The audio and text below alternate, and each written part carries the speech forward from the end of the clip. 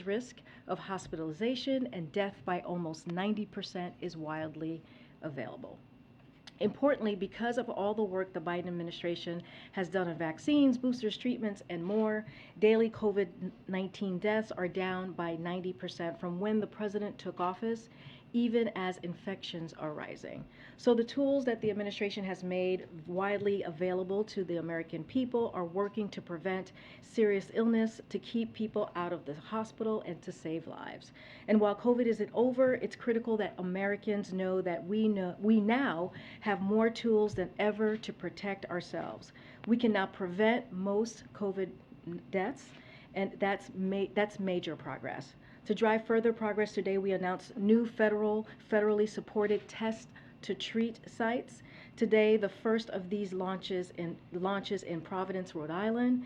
In the coming days, we'll deploy clinical personnel to help transform several of Minnesota's state-run testing sites into test to treat sites. And in the coming weeks, we will work to open more in places like New York and Illinois. These build on the more than 2,500 sites we've already set up at local pharmacies and community health care centers. Yesterday afternoon, the governor of Oklahoma signed into law the most extreme piece of legislation to undo a woman's fundamental right to make her own reproductive choices since Roe became law. This law will go into effect immediately. Not only does this law ban abortion from the moment of fertilization, but it also adopts Texas' plan to allow private citizens to sue their neighbors for providing reproductive health care and helping women to exercise their constitutional rights. This law is the latest in a growing effort by ultra-MAGA officials across the country to roll back freedoms that should not be taken for granted. Roe has been the law of the land for almost 50 years, and it is under serious threat. They are starting with reproductive rights, but the attack on our fundamental rights, including the right to contraception and marriage equality, is growing, and these rights are increasingly at risk. The president believes that women have the fundamental right to make their own reproductive health choices, and he and the vice president and the entire administration are committing to protecting these constitutional rights and fundamental freedoms. Today, the Department of Agriculture announced new steps to strengthen food supply chains, increase competition in the meat processing sector, and lower prices for American consumers. The department is making $200 million available to create a new processing capacity expansion program, providing $25 million for workforce training, and releasing the first of 3 planned rules designed to bolster enforcement of the Packers and Stockyards Act, which will increase transparency. These actions will combat market dominance by a small number of major meat and poultry processors in key markets, where excessive concentration and control has led to lower prices paid to poultry producers and higher prices by consumers. After the severe and sweeping sanctions on the Central Bank of Russia, the Department of Treasury issued General License 9 to provide for an orderly transition so that the bond holders could get paid. We've announced that we will not be renewing the license. This means that Russia will likely fail to meet its obligation and face default, an enduring sign of their status as a pariah in the global financial system. We expect the impact of the U.S. and the global economy to be minimal, given Russia has already been isolated financially. That being said, Treasury Department continues to monitor and have conversations with global financial community. I have 2 scheduling updates. Next week, the President will welcome Prime Minister of New Zealand to the White House, another example of our continued commitment to the Indo-Pacific. We'll have more details on this as we get closer. And as you all saw, we announced that on Sunday, the President and the First Lady will travel to Uvalde to grieve with the community that lost 21 lives in the horrific elementary school shooting. We will have more to share as we get closer, but while he's there, the President will meet with the community leaders, religious leaders, and the families of the victim. The President and First Lady believe it is important to show their support for the community during this devastating time and to be there for the families of the victims. And lastly, on Tuesday, as you all know, the parents of 19 kids did what so many of us parents do every morning. They gave their kids a kiss, told them they love them, and wished them a good day at school. They figured their kids would spend their day reading, writing, doing math, playing with friends at recess. These kids never came home. Some of these parents needed to give DNA samples to be able to identify their own children. These were elementary school kids. They should be losing their first teeth, not losing their lives. They should be at Little League, softball, and soccer practices this weekend. These parents should be planning their kids' summer, not their child's funeral. As a parent, it is unfathomable to me that this happened. These kids had their whole lives in front of them. Our hearts ache for their families. Our hearts ache for the family and loved ones of the teachers who were killed. Schools should be sanctuaries of learning, not battlefields. And teachers should be there to teach, nurture, prepare our children for the future, not to be gunned down or asked to sacrifice their own lives for the kids they love. But that is what two heroic teachers did in Uvalde, killed while trying to protect their students. I'm a parent of an elementary school student. I know many of you in this room are as well. We cannot become numb to this. We will not accept this. A grocery store, a church, an elementary school, and this is just in the last few days, it is unacceptable. As the president said the other night, why are we willing to live with this carnage? Why do we keep letting this happen? Where in God's name is our backbone? So I ask, how is protecting our children a partisan issue? How is preventing innocent people from being slaughtered controversial? Common sense gun safety laws work. We know this. They save lives. As the president said Tuesday night, when the assault weapons ban passed, shootings went down. They tripled after it was lifted. And let's be clear, the public supports this. They are behind this. Even gun owners, 90% of gun owners support universal background checks, 84% of Republicans, and 80% of NRA members support background checks. As the president said this week, it is time to turn this pain into action. It's time for Congress to act. And with that, Darlene, I will take your question. Thank you. Is there any reaction here at the White House to the Senate Republicans blocking the domestic terrorism bill, which was supposed to open the door for some debate and discussion about gun safety, as you were just talking about? So we're disappointed that Congress did not move forward with the legislation that would strengthen our response to domestic terror incidents like we saw in Buffalo. We need Congress to act on that, and we need Congress to advance common sense measures that we know will save lives when it comes to gun violence. And secondly, the NRA is opening its convention in Houston tomorrow, 3 days after the massacre in Uvalde. Former President Trump, Texas Governor Abbott, and others are set to speak there. Does the White House think it is appropriate for that convention to move forward? Should it be postponed, canceled, given the events of the last few days? So it's not about the convention. What is inappropriate is that the leadership of the National Rifle Association has proven time and time again that they are contributing to the problem of gun violence, not trying to solve it. They represent the interests of the gun industry, the gun manufacturers, who are marketing weapons of war to young adults.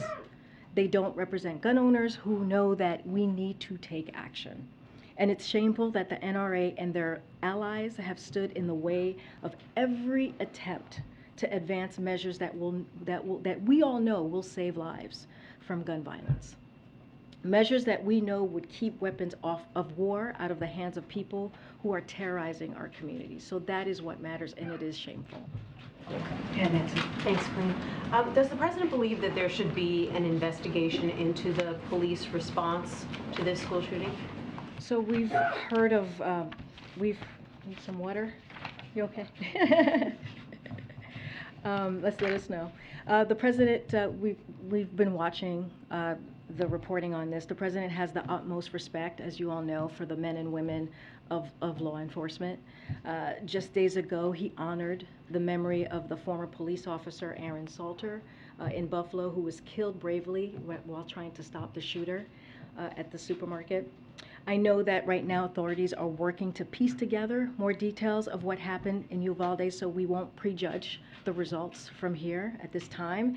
It is always a good idea to look back and try to find any lessons we can learn, especially from tragedies like this, so that we can prevent them from moving forward, including law enforcement response. And is the president considering calling on Congress to stay in town to work on this issue instead of going home for a week-long recess? So we have been in close touch with Congress even before the shooting and clearly what we saw in Buffalo about gun reform. This is something that has been a priority for the president since day one of his administration.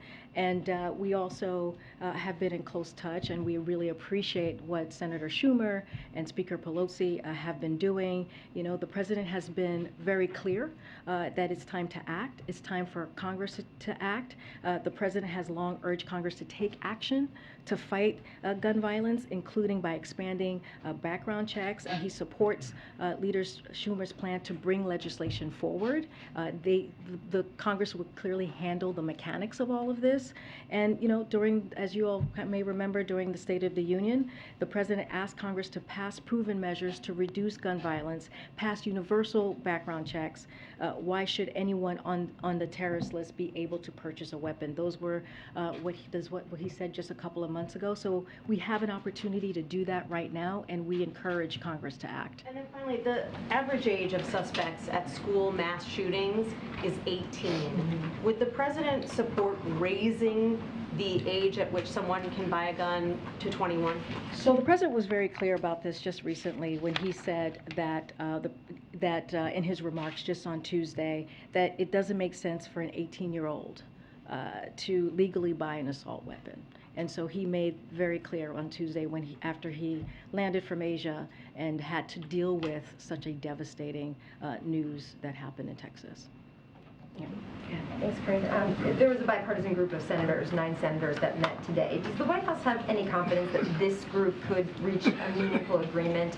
And does the White House plan to get involved with those negotiations? Would the president bring that group down while they're having these talks and meet with them? So I don't have anything to preview for you as to any meetings, upcoming meetings that may be happening at the White House this week or next week or in the coming weeks. We really, truly, as I said, leave it to the mechanics up to Senator Schumer and Speaker Pelosi. We are confident in that Senator Schumer will bring this forward. And again, it is time for Congress to act. This is what the president has been calling for since the beginning of his administration, and that's what we want to see, and that's what we encourage Congress to do. And Senator Schumer has signaled that they have roughly 10 days to get to a conclusion. Is that a timeline that the White House wants to see? And if at the end of that 10 days there is no agreement, the White House wants to see the Senate move forward on the 2 House passed bills? Again, we leave the mechanics to Senator Schumer. We want to see action. That is what we're calling for. But again, we leave it to the leadership, the Democratic leadership, to figure out how they're going to move this forward. Just one quick one. Can you give us any sense, has the president talked to other officials in Texas since Tuesday, of who he's talked to on the phone about what happened down there? I don't have any calls to preview. Clearly, the president is very much, and the First Lady is looking forward to meeting with the families, community leaders when they're there on Sunday. We have been trying to give the family some time to grieve, as this just happened 2 days ago. But again, he's going to see them on Sunday and have that opportunity to offer comfort. Karine, are you getting any sense that this time it's different, that there's a different climate on Capitol Hill that might be inclined to do some things? So I'll say this, Steve. You know, we have seen 2 horrific tragedies in just 2 weeks. Hours before the shooting, many of the 19 kids who were killed in Texas, Uvalde, were being awarded certificates of the Robb Elementary's honor roll ceremony as part of the end of the school year. Today would have been their last day at school, and for the school year. In Buffalo, on the same day that this happened just 2 days ago, 2 of the 10 people who were killed while going to the grocery store on a Sunday, like many of us do, were being buried and honored by their families. I'm talking about Aaron Salter, the security officer who first responded, and Celestine Cheney, a mother and grandmother of 6, were being buried by loved ones right in Buffalo on that same day. So America has more guns than people in this country. If more guns were indeed the solution, we would be the safest country in the world, but we are not. And so the president has been very clear. He wants action. He wants Congress to take action. He wants to turn this pain into action. And I hope the Senate, and particularly those who have been unwilling to act in the face of previous tragedies, will act now. And that's what we are hoping and urging Congress to do. Is the president considering some unilateral actions on guns, or a number of gun safety advocates are pushing for things like a gun czar or a state of emergency declaration? So on your first part, while we've been calling for Congress to act, and the president has done that since the first couple days of the White House, he has been waiting, right? We have talked about the comprehensive approaches that he's taken. We recently announced how over $10 billion from the rescue plan has been spent or committed on ways to fight gun crime and gun violence. The president wants cities and states to use even more. The Justice Department issued a tough new rule to stem the flow of ghost guns, which are increasingly being found at the crime scenes and which are the weapons of choice for terrorists and criminals. So the administration issued a zero tolerance policy for gun dealers who willfully sell guns illegally. So this president has done more via executive actions than any other president during their first year of office. Now what we are asking for is for Congress. We are urging them to take action. Go ahead. Thanks, Karine. How does the president view his role in this moment? We talked yesterday about changing a dynamic that's been entrenched for decades now at this point. I understand the legislative details are Capitol Hill's prerogative. How does he view his role in trying to change that dynamic? Well, I think he view his role as he has been doing. If you think about his remarks on Tuesday, it was compassion, it was sadness, it was outrage, and you heard that from the President of the United States, basically saying enough is enough. And this is something that he understands personally. This is a president who has worked on gun violence during his Senate years as vice president and has leadership already from the first couple of days of stepping into this administration.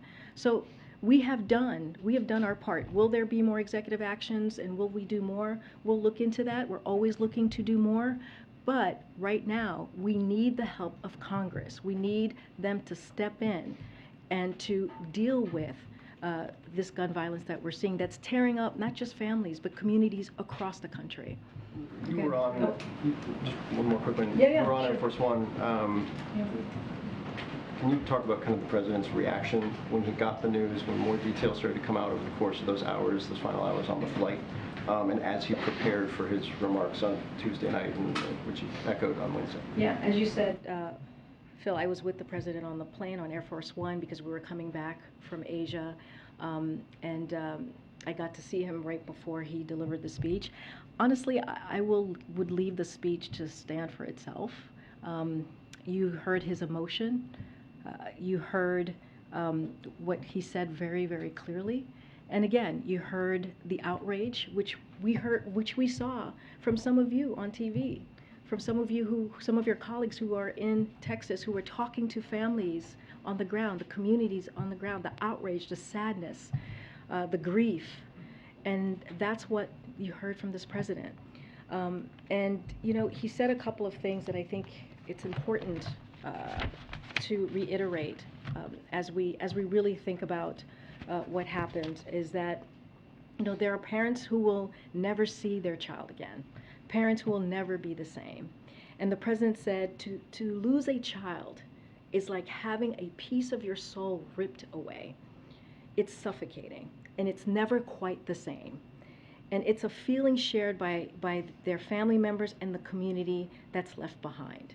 So that is the president's focus right now. He's going to go clearly on Sunday to offer his comfort, to grieve with the family and the community, but at the same time, he is going to call on Congress to take action because it's been too long, and now is the time to act. Okay, Michael. Two quick things.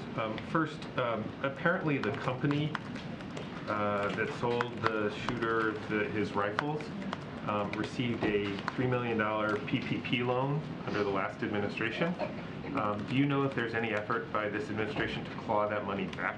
So this is the first I'm hearing about this, so I would have to go back to the team and look into it. Do you know the name of the company? The company is Daniel Defense, Daniel Defense. Apparently they received a I think $3.1 million PPP loan right at the beginning. My colleagues have been writing about it apparently today, but if assuming that is confirmed, would the president, do you think, support the idea of trying to claw that money back? I honestly, Michael, I need to check with the team and just make sure that is actually factual, but I need to check with the team. Thank you, I appreciate that. And we'll get back to you on that. Okay, and then just, going back to the question that I'm sure, everybody has been asking, which is the sort of, what is the president going to do and can do? You talk a lot about the outrage, you talk a lot about that he wants Congress to act. You talk a lot about the emotion. I was in this room, I think a lot of people here were too, when President Obama cried at that very podium hours after the Newtown shootings. There have been 1 million shootings since then, lots of expressions of outrage. Lots of expressions of wanting Congress to act.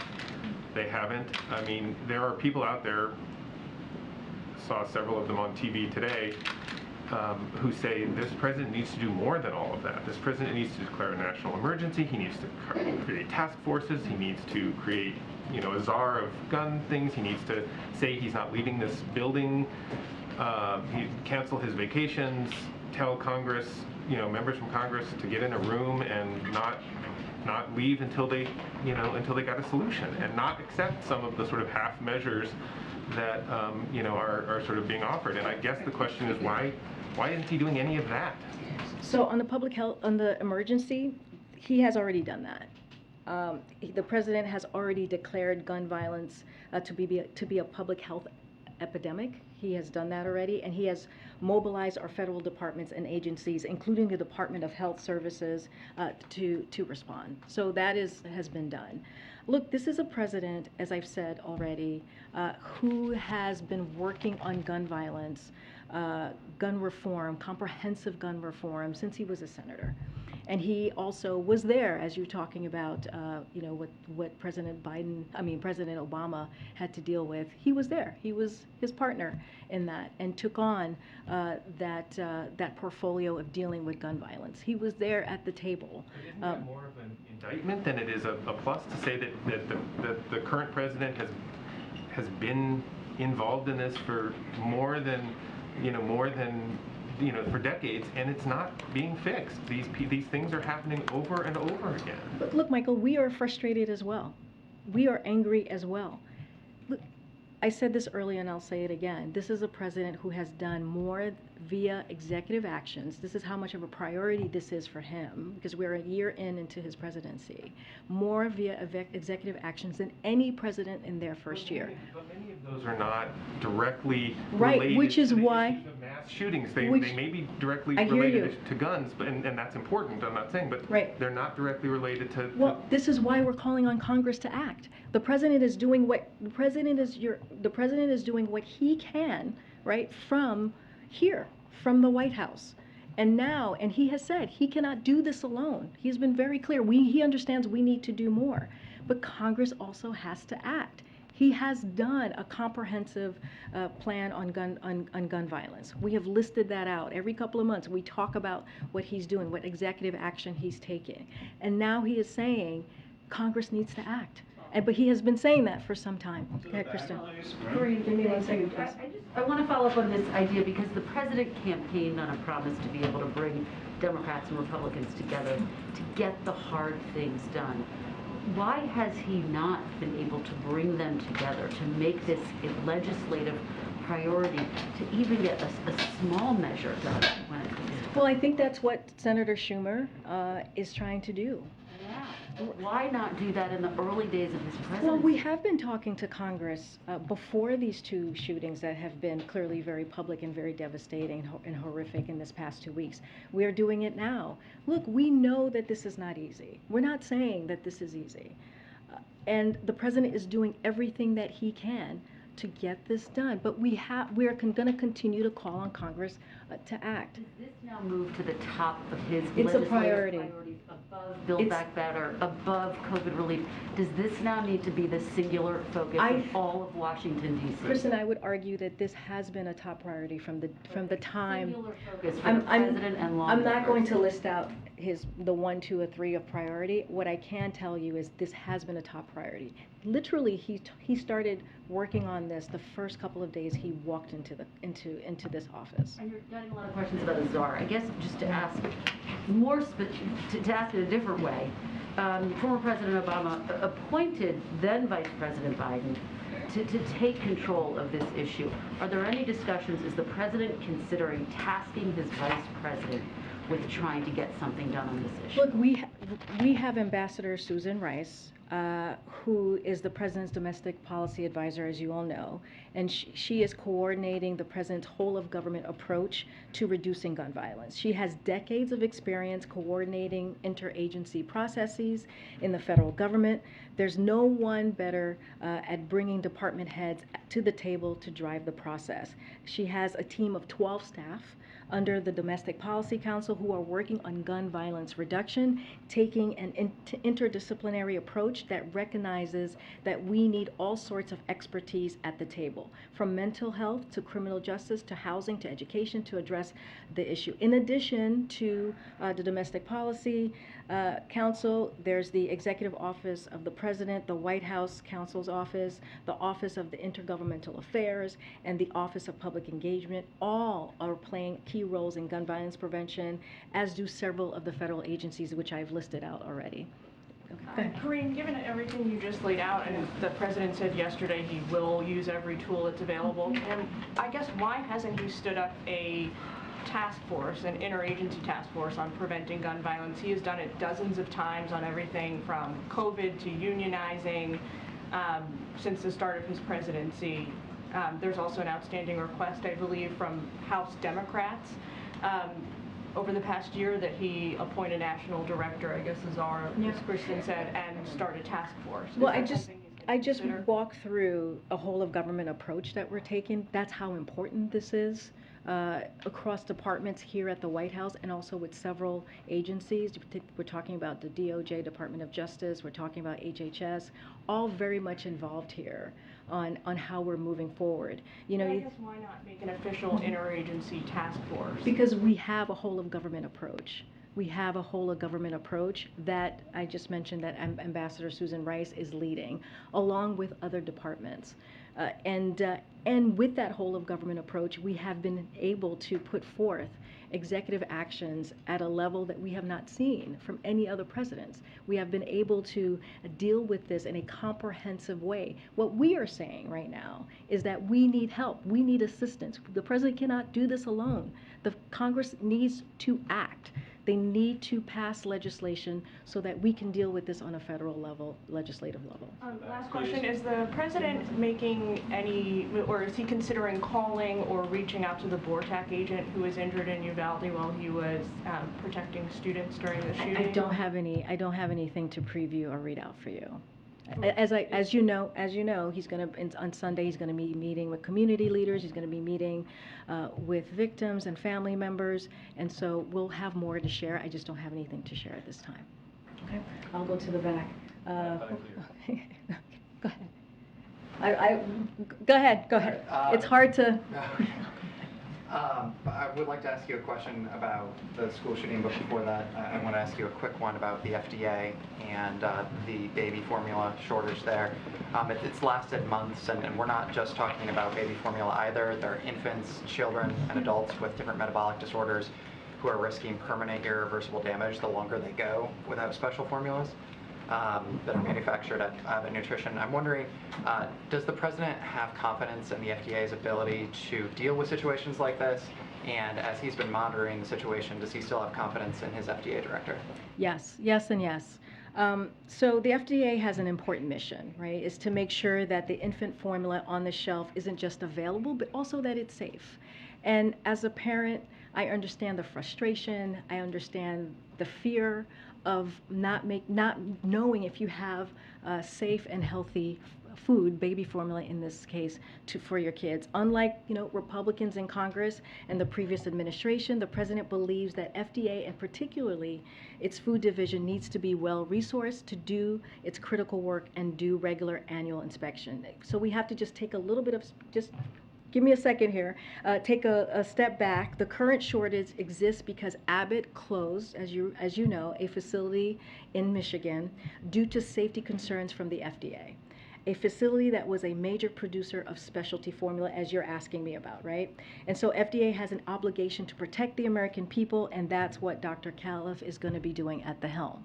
But go ahead, you have a follow-up, go ahead. Second question, we've been having a lot of conversations about specifics when it comes to mass shootings, whether it's red flag laws or background checks. Getting down to brass tacks though, what does the president believe at this point is the purpose of the Second Amendment? And does he think that, given some of the tragedies that we've seen, that there should be a discussion about, its ultimate purpose and whether or not it's currently in date? So the president's been very clear. What he is calling for is common sense gun reform. That's it. He's calling for common sense gun reform to make sure that if you go to a church, you go to elementary school, you go to a grocery store, that you're not gunned down. That's what he's asking for. We're not talking about the Second Amendment or doing anything to get rid of the Second Amendment. We're talking about making sure 19 kids and 2 teachers died. That's the second major mass shooting that has occurred in 2 weeks. And that we're not even talking about the crime that we see, the gun violence that we see across the country on a regular basis. So we have to make sure that we have gun reform. That's why we're calling on Congress to act. Okay. Go ahead, April. I'm trying to stay in the back. Karine, I want to ask you about an issue that's been in the news nationally and internationally, the grains issue. House Foreign Affairs Committee Chair Greg Meeks is in Europe meeting with world leaders on the issue. He says that's all people are really talking about right now is the grains issue. And as you know, there's a blockade of the Black Sea. Russia's blockade of the Black Sea for the exports of grain. Yeah. And also India is having a problem, so the issue is Russia. Will this White House look at relenting when it comes to issues of sanctions against Russia to allow the grains to go out? Because right now, Meeks is saying the issue is starvation, as well as prices in the grocery store. So the question that you're asking about, if I'm getting this right, is like Russia has made a proposal to us to allow exports in exchange for lifting the sanctions. Yeah. And so, we want to be very, very clear here because this is very important. This is Russia who is actively blocking the export of food from Ukrainian ports and is increasing world hunger. This is on them. Russia should immediately cease its war on Ukraine, which is devastating global food security, and allow the free flow of Ukrainian food.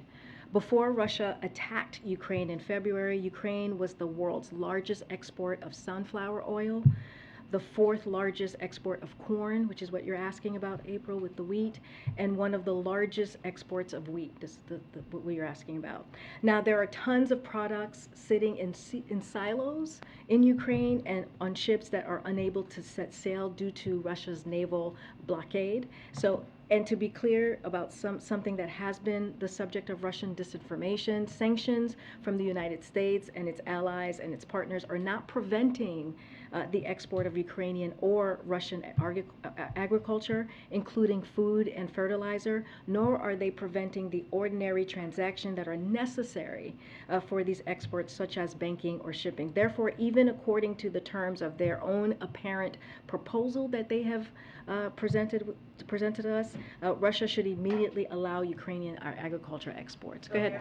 There's no conversation at all about lifting sanctions. You're saying no. There is not. Remember, again, this is Russia's doing. This is on Russia. No. Okay. Oh my gosh. All the way back. Go ahead, Nadia. Thank you so much. I have two foreign policy questions. Sure. First, a team from the White House is visiting Saudi Arabia led by Brett McGurk. Is the president still trying to convince the Saudis to increase the production of oil?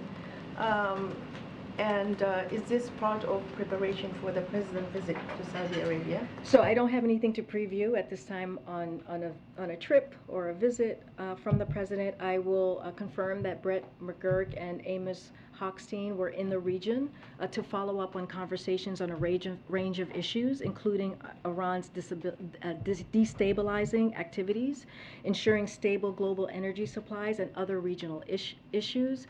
On your question about oil, this trip is to review engagement with Saudi Arabia on energy security, as asking for oil is simply wrong. That's the way that we see it, and a misunderstanding of both the complexity of that issue as well as our multifaceted discussions with the Saudis.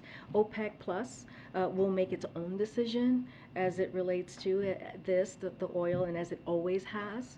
We are in consultation with all relevant producers about market conditions, including Saudi Arabia. I have one more, please, on Syria. Excuse me. The head of the Lebanese intelligence chief met with people at the White House. He told me in an interview that he raised the question of American hostages in Syria held by the Syrian regime. Can you update us on the case, specifically on Austin ties, and whether his release is imminent? I know it's sensitive because you're talking to the families. So, as you know, it's a very sensitive issue, and so it's not something that I want to comment from here. So I won't. I just can't. I don't want to do that just because of it's diplomatic negotiations, and I want to leave it in that space. Go ahead. Has the White House detected any mood shift that makes you optimistic after this shooting that something's finally going to happen, that something's finally going to get passed after 19 children were shot down? So, we don't have our finger on the pulse on the mood. What we can do is continue to fight for American families, for American communities, as we see the violence that has, especially the two major tragedies that we've seen these last 2 weeks, and call on Congress to act. The president, again, and I've stated this, he has taken executive actions over this past year and a half, which is more than any president has done in its first term, and he cannot do this alone. And so he is going to leave it to Senator Schumer, who is going through the mechanics of what that's going to look like, moving legislation forward. And so we appreciate their efforts, we appreciate his effort, we appreciate the speaker's effort, and we're going to continue to have those conversations as we have been throughout this past year and a half. Go ahead. Thanks, Karine. So after the president visited with families in Buffalo, he was asked, what more can you do on guns via executive action? And he said, quote, not much on executive action.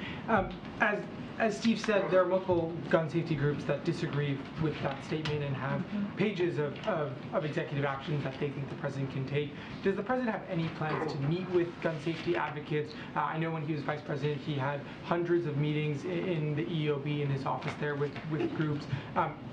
Does he plan to meet with them, and if not, why not? So I don't have anything to preview. Not at this time. I just talked about Susan Rice and her team, Domestic Policy Council. I've talked about the public engagement team and others, DOJ and also HHS. And those teams have been regularly talking to outside experts, outside groups over the course of this past year and a half. That's how we were able to put forward these executive action, comprehensive effort to deal with gun reform. So those conversations are going to continue. I just don't have anything to preview for you on this one. But just in terms of that sentiment, Okay. where the president says there's not much more on executive action that he can do, does the shooting in Texas change that? I think what just to speak to that, look, the president has done a lot. He really has. The fact that I'm able to state this historical fact of how much he's done in his first year and a half. But, we're always looking at what else we can do. But we have done you know, we have done so much. I just read it out, including stemming the flow of ghost guns, cracking down on gun trafficking, and using the American Rescue Plan funds to invest in keeping officers on the beat to fight gun crime and gun violence. And so we're going to continue constantly looking at additional executive action so we can move forward. But the president, again, cannot solve this problem alone. He needs Congress to do its job and to act. What role do you guys expect Senator McConnell to play on any sort of bipartisan gun legislation? Has the president planned to contact him or speak with him at all? And what are you hoping for from Look, the Senate minority? you know, again, we're going to leave the mechanics to how this gets done to the leadership in Congress, Senator Schumer and Speaker Pelosi.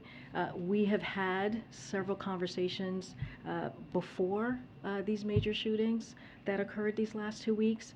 This is an issue that has been a priority for this president since the moment he walked into this office. And as I mentioned, as a senator, as a vice president, and now as president.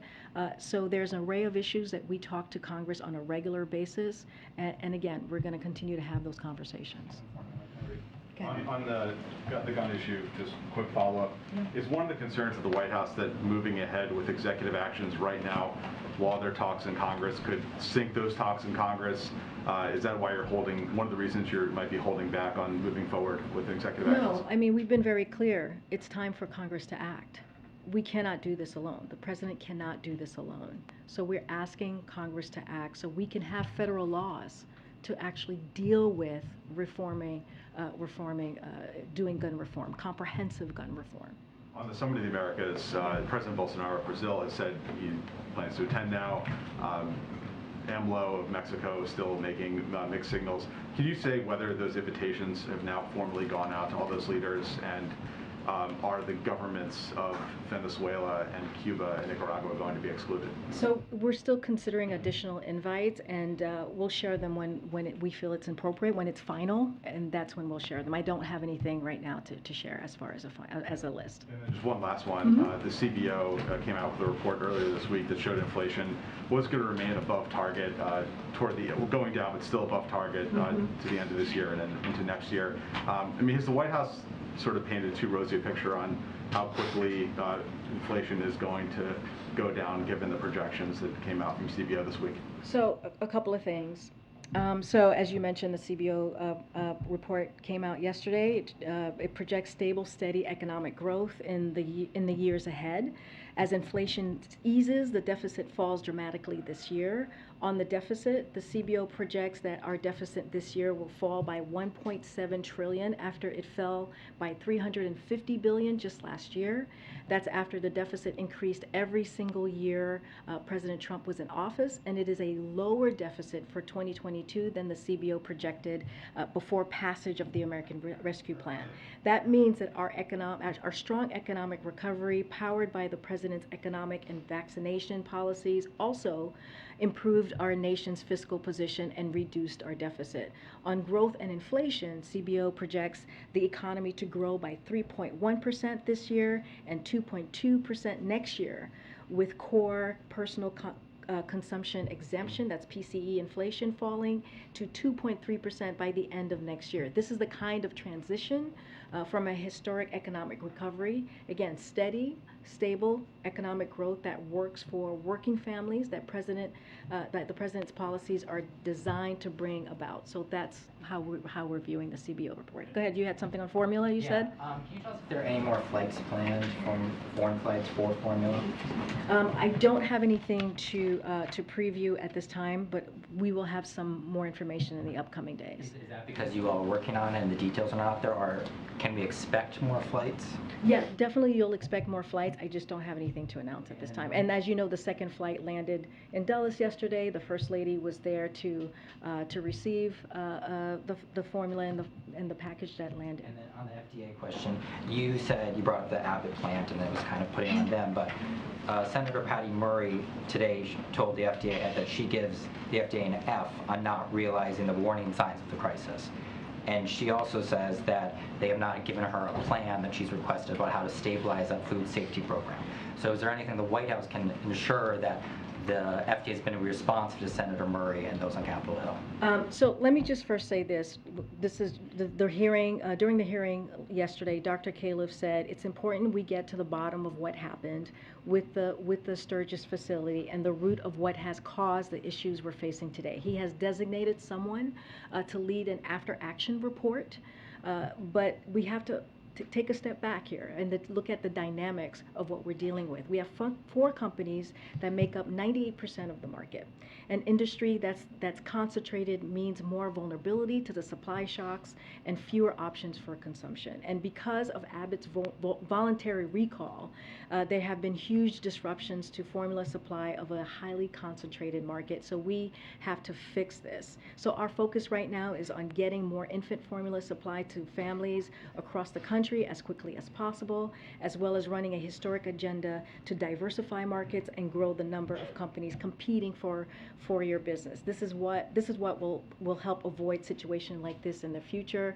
But he has said it is important to get to the bottom of this and has appointed someone to do that. Thanks, Karine. Okay, thank you, everybody. Thank you. Thank you.